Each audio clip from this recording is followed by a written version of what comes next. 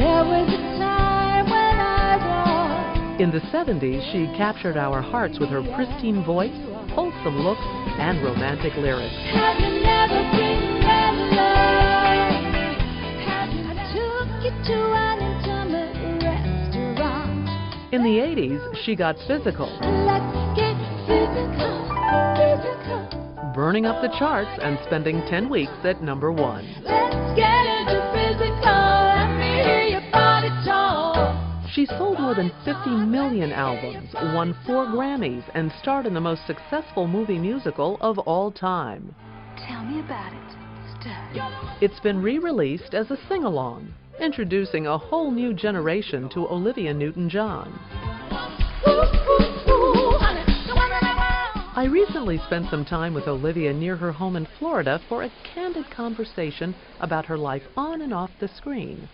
Olivia, you have been going strong for nearly 4 decades. You are loved by many. You That are? sounds scary when you say that. No, but you are. It's true. Yeah, that's true. People love you. I've had amazing longevity, and every day I go, wow, I'm really lucky. I'm very grateful for it. When people look at you, they see successful woman, a charmed life. But to date, what would you say has been your greatest challenge? Oh, well, I've had a bunch of them, as most people do. I mean, you don't go through 4 decades without being, only 4, of course, Right. without being scathed. And cancer was probably up there, breast cancer, but, you know, I see it now as a blessing, and I'm grateful for that experience, and that now I can give back and help other women that are going through the same experience. In 1992, Olivia found a lump in her breast during a self-exam. Since then, she's been on a crusade to create awareness about early detection. If you have anything wrong, and usually lumps are benign, that's the good news, usually they are, but if they're not and you catch it early, your chances of survival are so much higher. Hello there everyone, I'm Olivia Newton-John. Now Olivia has launched the Live Aid to encourage women to take a more active role in their breast health. It is a self-examination tool for women to discover any changes in their breasts more easily. It's like a magnifying glass for your fingers, and so it makes any changes in your breast feel larger than they actually are, so you can become more aware. Olivia also urges women to trust their intuition. After she found the lump in her breast, a mammogram and a needle biopsy both came back negative for cancer. Most of us would have said hallelujah, and we would have kept going saying don't have to worry about that anymore. But you said your instincts kind of kicked in and you knew there was something. What did you do then? I didn't feel right. I just felt something was strange, and the doctor had the same feeling that he wanted to do a little more exploratory surgery, and that's when we found it. So you sometimes have to listen to that inner voice, even though they're telling you it's okay. If you don't feel it's okay, then you need to push further.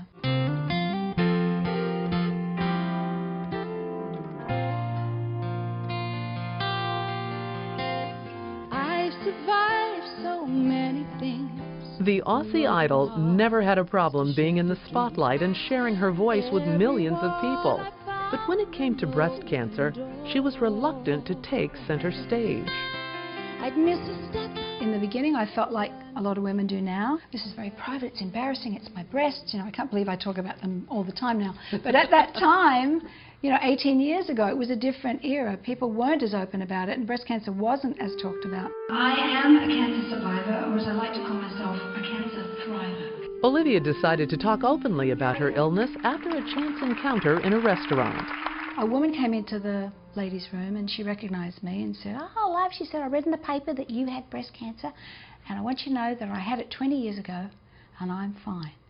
Now, that one sentence meant so much to me. It was like a light. And the amazing thing was, this year I spoke to her.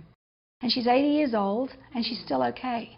So that was amazing. I thought, yeah, I'm going to be 80 years old and still advocating it for women. Olivia Newton-John is in the bathroom, and she's 80-something years old. What do you say to the other woman who comes in? I'd say the same. I had it 40 years ago, and I'm fine. And you'll be fine too. I'd miss a step. I'd learn to dance. Come back again without a chance. A positive spirit helps immensely in your outcome. And if you believe, I always say to people, you have to believe you're going to be okay, because that thought can change your, like you make a decision, you're going to be there You can create that. Olivia believes body, mind, and spirit all play a role in staying healthy, a lesson she learned from her own personal victory over cancer. You have to concentrate on wellness so you don't get ill. Take some time every day to do something that you love, whether it's, you know, look at the sunset, if you only have 5 minutes, or have a cup of tea in a quiet corner, or put on your favourite song and dance to it in the kitchen. I drink a glass of wine, but I'm not a drinker per se. Well, don't tell anyone.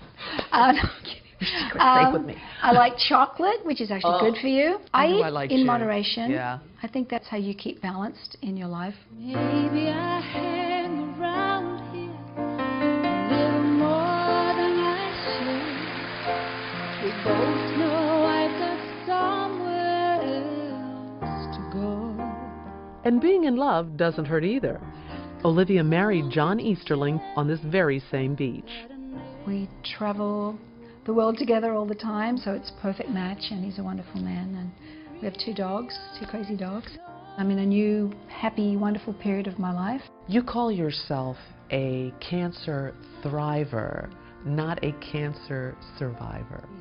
Survivorship sounds like you're clinging on still, and I feel like I'm past there. I'm thriving in my life, and I do my regular self-exams, and I'm aware, but I'm not nervous and afraid anymore. I'm 18 years past it, and it's gone, so I'm thriving in this life now. I